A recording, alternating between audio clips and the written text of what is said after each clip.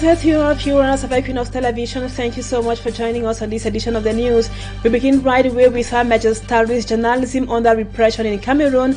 Equinoxe Television once again is being threatened for being outspoken and for speaking out just the truth. In this edition of the news, we will bring to you instances where journalists of other media houses faulted grossly but were never reprimanded. And also in this edition of the news, we take you to Qatar, where our special envoys will be giving us updates ahead of the football jamboree. Stay with us for details and more.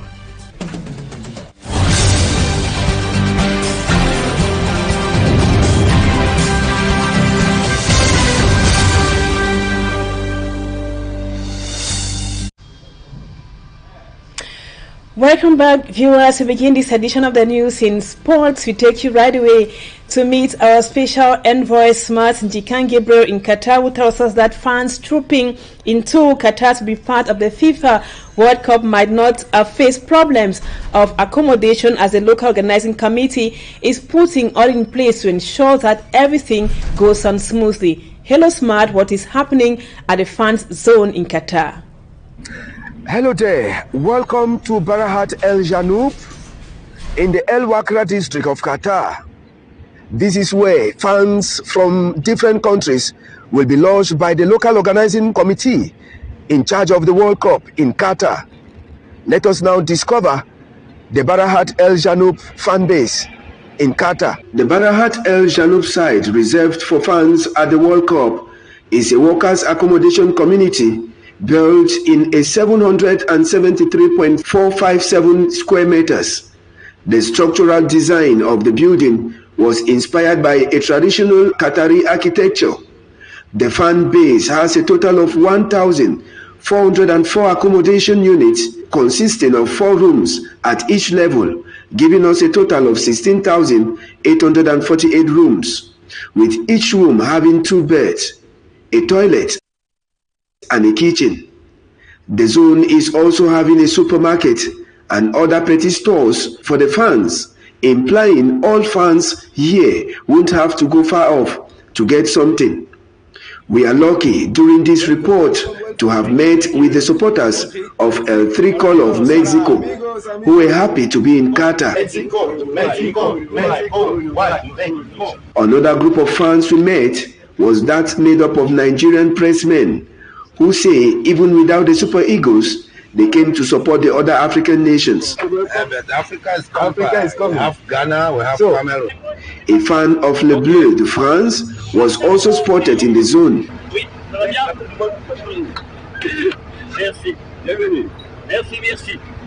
Upon the arrival of any delegation, they get themselves registered at the reception point. The Barahat El Janoub site for fans also has buses available to pick up fans every 15 minutes to different destinations for free. For 1 month, fans from different countries will be united by one factor: football, in the Barahat El Janoub fan base. It is a place where many will make friends. Many will go back home with so many souvenirs that they spent nice time in Qatar. On special assignment for Equinoxe Television, Rafael Dipanda, Smart Njikan Gabriel for Equinoxe Television News in Qatar.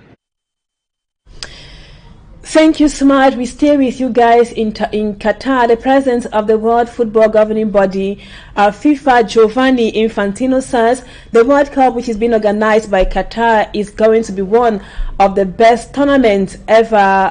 Giovanni Vincenzo Infantino was speaking to Equinoxe Television ahead of the kickoff of the football jamboree. Let's now listen to him in this excerpt. Everywhere, the fans who go into the stadium, who go to watch a game, feel the same. It is a moment that you pass in a community with other people. It is a moment where you can let your emotions go, and the fans are really the heart of the game. Without fans, there would be no football. And the fact that when you are on the pitch as a player, or when you are in the stands as a fan, you feel exactly in the same way. This is something that is particularly unique to our sport. The passion for football started when I was a child. Of course, I remember kicking the ball with friends, starting to play in the local football team, which had yellow jerseys in my hometown in Switzerland, in Brig, where I was born.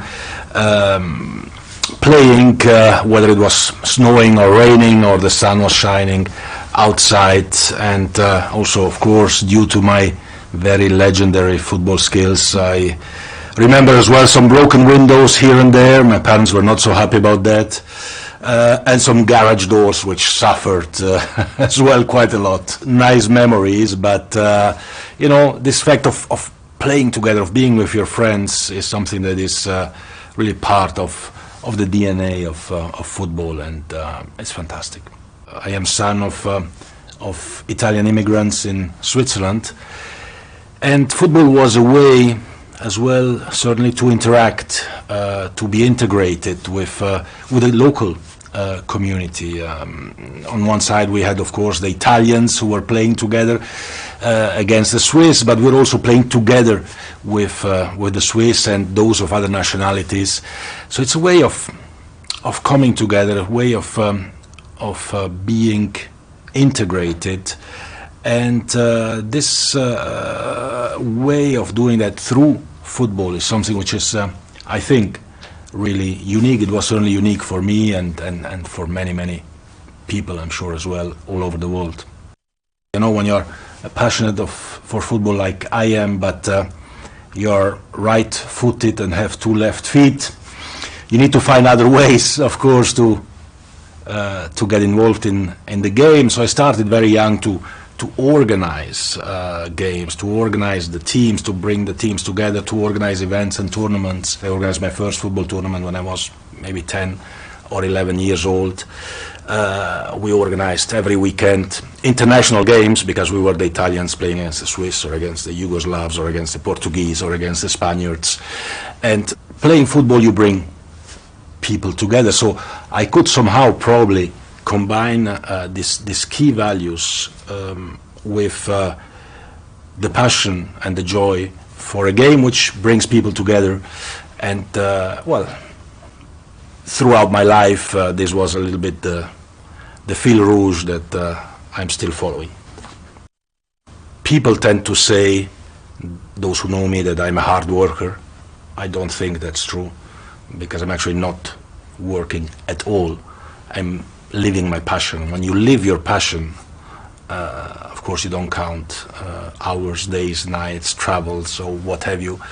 But what is more important than that, and this is something I discovered after I became FIFA president and I was traveling around the world, is that through football you can really change the life of so many people.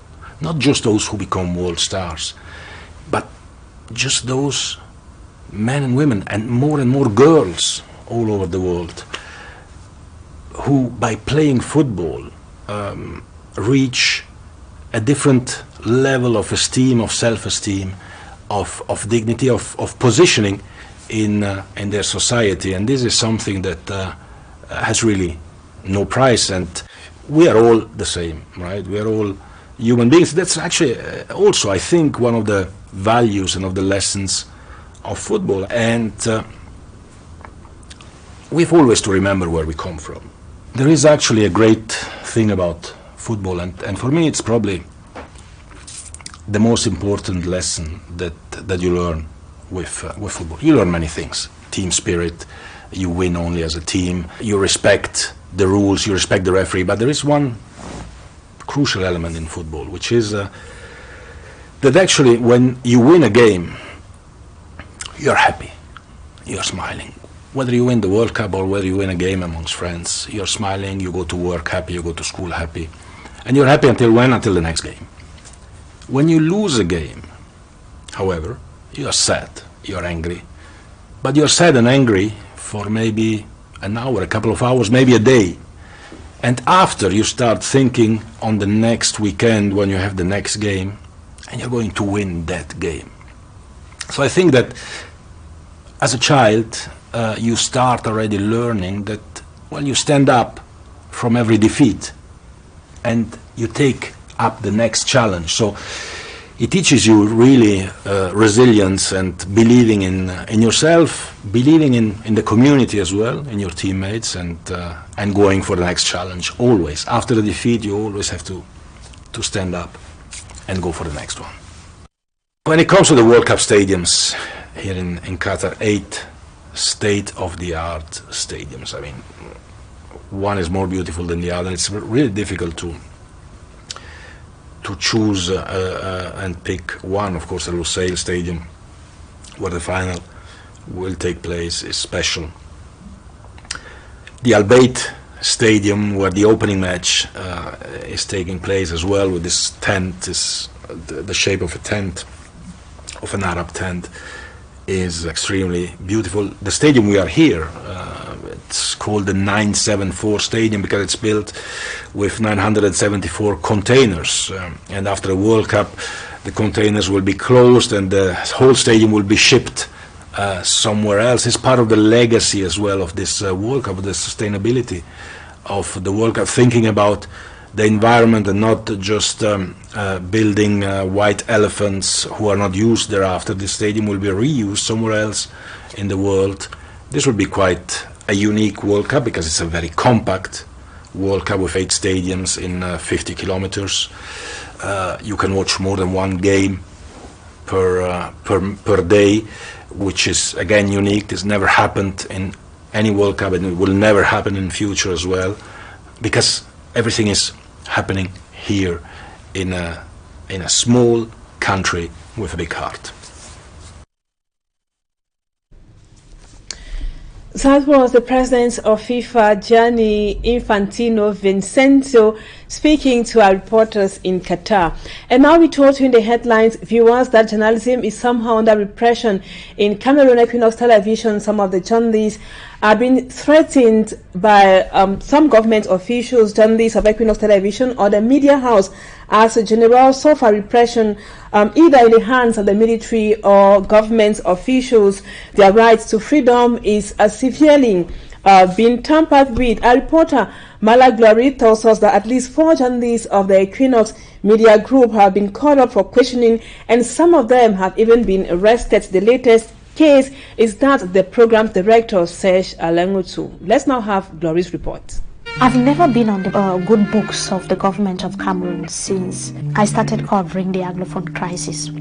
I have been to the northwest and the southwest regions on several occasions to see the situation on the ground. In 2018, the arrest of Equinoxe broadcast journalist Mimi Mefo made news on social media, while others said it was an attempt to silence outlets that report on the crisis in the northwest and southwest regions.